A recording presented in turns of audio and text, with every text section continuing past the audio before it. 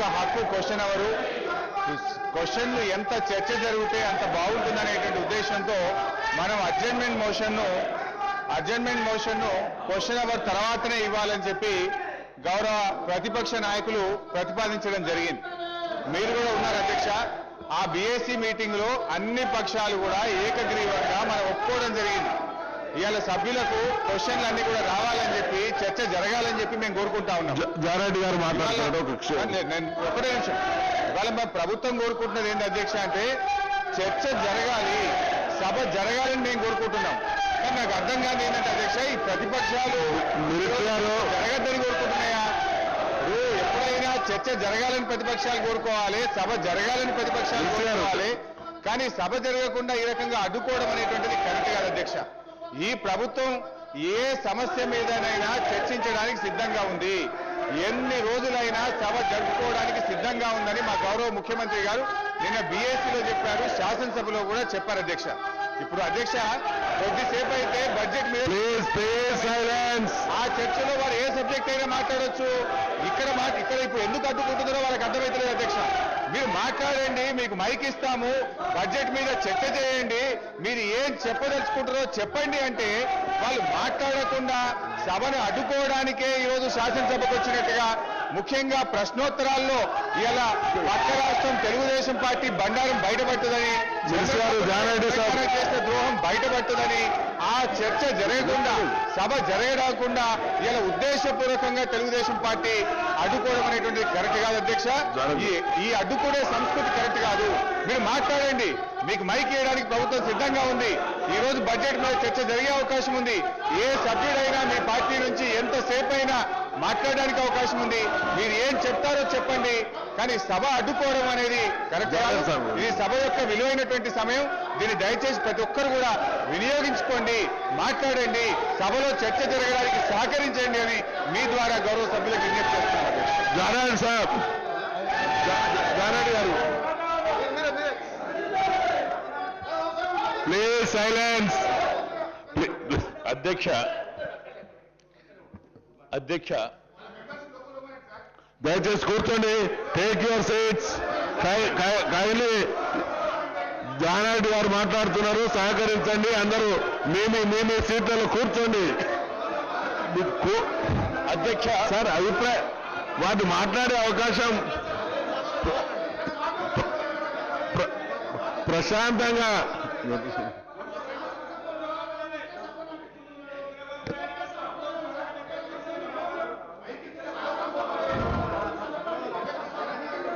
రేవంత్ రెడ్డి గారు జానారెడ్డి గారు టైం అడిగినారు, వారికి ఇచ్చినాం. Please silence. Please silence. Jana Reddy sir మాట్లాడండి. అధ్యక్ష, ఏదైతే మా సభ్యులు అడ్జర్న్మెంట్ మోషన్ ఇచ్చినారో ప్రశ్న వారు జరగకూడదని కాదు మా ఉద్దేశం, సభ సాఫీగా జరగాలని ఉద్దేశం. కానీ ఈ ఆత్మహత్యలు విషయం ఏదైతున్నదో చాలా గంభీరంగా ఉన్నది. ఈ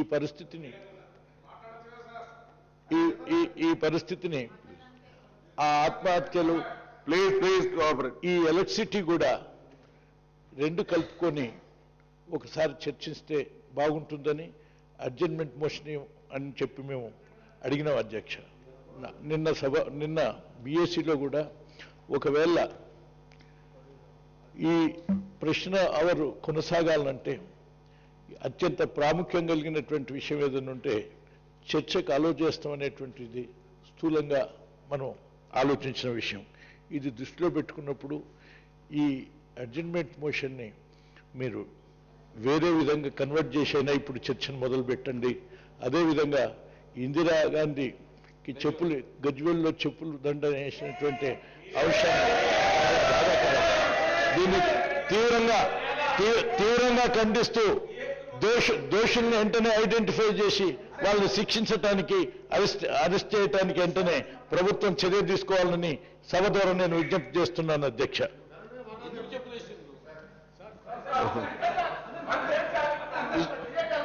స్పీకర్ సార్ చెప్పండి సార్ ఇప్పుడు పెద్దలు గారు మాట్లాడుతున్నారు, మాట్లాడిన తర్వాత ప్రతిపక్ష నాయకులు జానారెడ్డి గారు చెప్పిన దాంతో మేము పూర్తిగా ఏకీభవిస్తున్నాం అధ్యక్ష.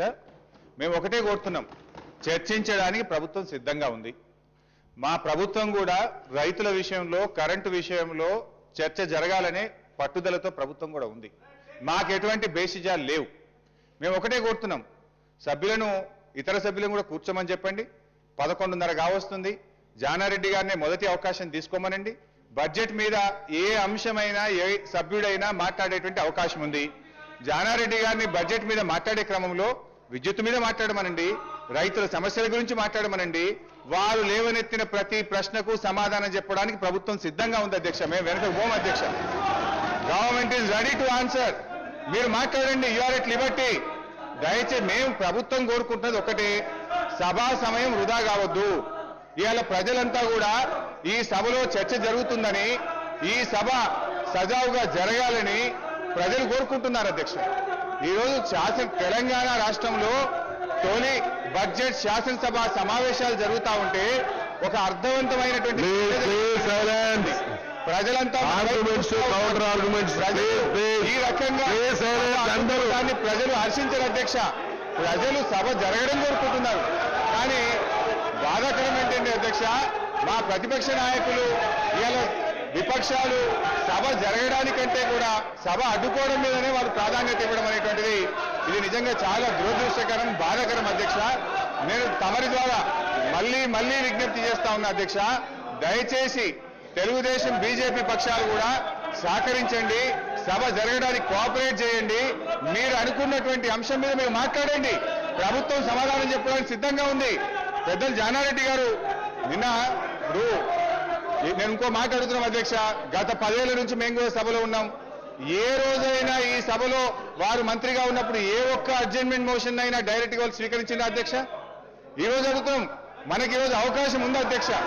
అవకాశం ఏంటంటే బడ్జెట్ మీద మాట్లాడే అవకాశం ఉంది. మీరే మాట్లాడండి, రైతుల మీద మాట్లాడండి. ఇవాళ విద్యుత్ మీద 3 ఇంపార్టెంట్ క్వశ్చన్స్ వచ్చినాయి అధ్యక్ష. ఇవాళ మీరు విద్యుత్ మీద మాట్లాడాలంటున్నారు. ఆ విద్యుత్ మీదనే 3 క్వశ్చన్లు ఉంటే ఆ క్వశ్చన్లు రాకుండా ఎందుకు అడ్డుకుంటున్నారు? ప్రభుత్వం సమాధానాలు చెప్పడానికి సిద్ధంగా ఉన్నది. మేము ప్రిపేర్ అయ్యి వచ్చిన మంత్రులము, మా గౌరవ ముఖ్యమంత్రి గారు సమాధానం ప్రారంభించారు. కానీ మీరు సభ జరగకుండా ఉండడం కోసం ఇంకో కార్యక్రమం ఏదో బయట పెట్టుకొని సస్పెండ్ చేయించుకొని మీరు ఆ కార్యక్రమానికి పోవాలనేటువంటి ఉద్దేశంతోనే సభకు సభను అడ్డుకున్నట్టు కనబడతా ఉంది. ఇది మంచిది కాదు. ప్రజలు సభ జరిగితే హర్షిస్తారు తప్ప సభను అడ్డుకునేటువంటి వాళ్ళను ప్రజలు హర్షించరు. ఇలా ఉద్దేశపూర్వకంగా మీరు సభను అడ్డుకుంటున్నారనేటువంటి విషయాన్ని ప్రజలు గమనిస్తా ఉన్నారు.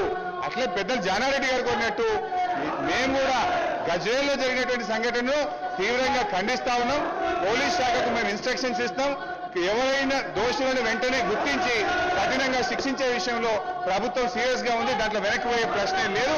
మాకు కూడా గౌరవం ఉందనేటువంటి విషయాన్ని వాటిని నేను తెలియజేస్తున్నా.